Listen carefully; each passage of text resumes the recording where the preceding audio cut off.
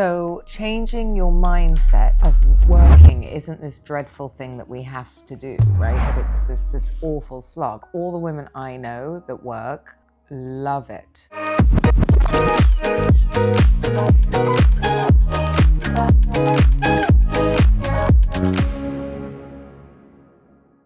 Some of the happiest time of my life has been spent in an office with the people that I've built around me. You know, some of the people that worked in my office are still with me today. Some of them are living in Dubai and we still have a great time. Obviously, you know, there are ups and downs when you're in a business or you're running a business and it seems really scary. But again, facing problems head on, you always get through them.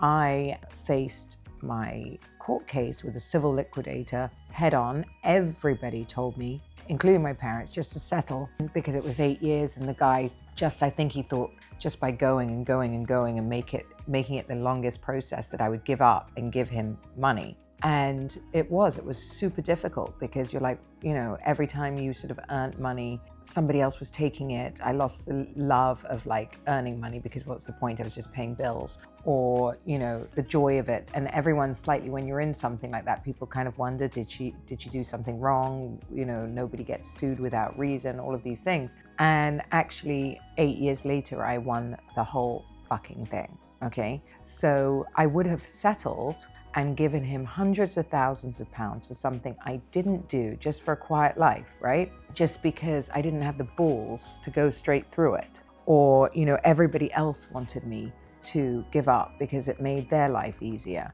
And my point is that, you know, I knew I was right. I knew I did the right thing. I knew I hadn't done anything wrong. And I knew this was an opportunist, you know, somebody who saw, you know, money and wanted something.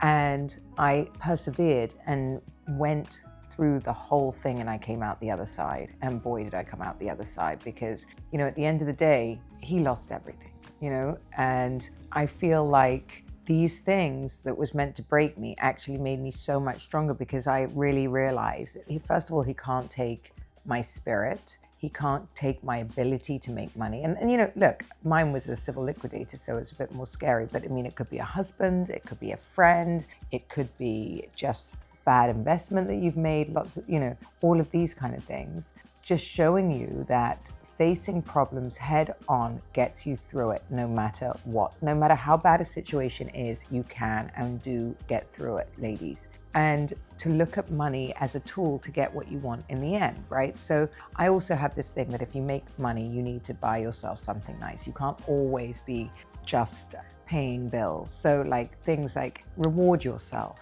Don't be scared to reward yourself. What do those reward? It can be as simple as doing your nails. It can be as simple as having a blow dry. It can be whatever a reward in your budget is to make you happy as well as everyone else around you. I think, as I said, the first paycheck is the hardest. And then once you've made that and you see the money come in, you're so motivated to keep going.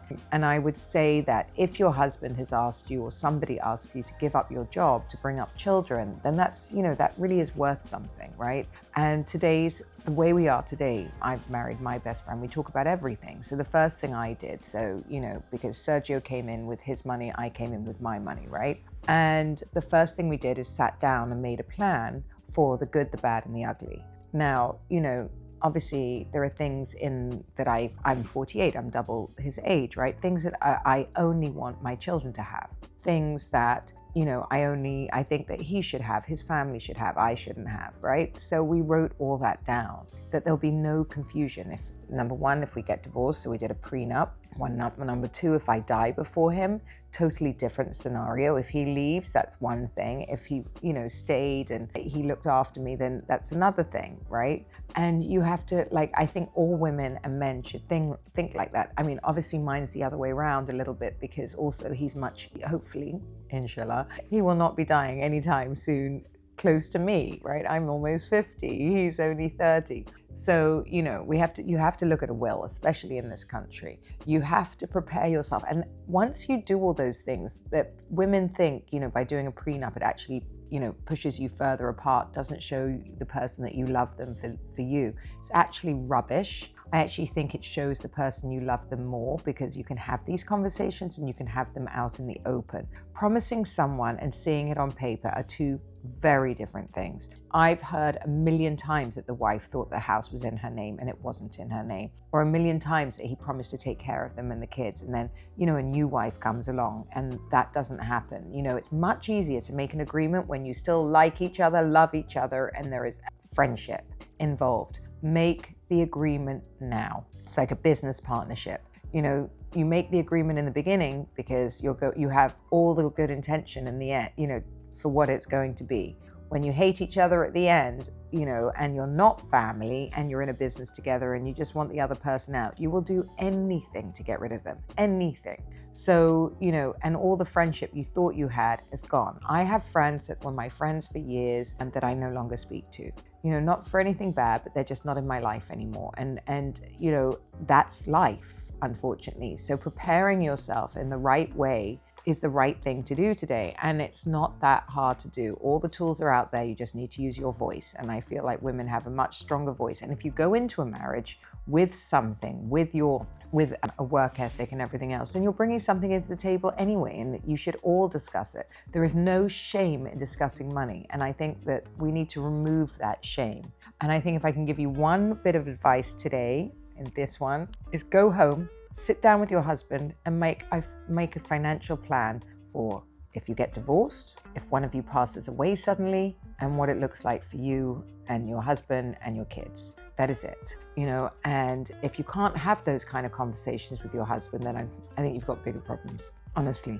These should be incredibly okay conversations to have at home with the one person that you share everything with in life. They really should. And if he makes you feel guilty or anything less than for asking what your life would look like after you've made his life and everyone else's life amazing, I would question what kind of relationship you have. Thank you for listening to another update on my YouTube Uncut and Uncensored. I hope you're enjoying my little updates. Please put in, first of all, subscribe, and so you can get all my updates. And second of all, just put in what you want me to talk about. And we'll do beauty, sex, money, and they're just short, so we can, revisit every single one each time.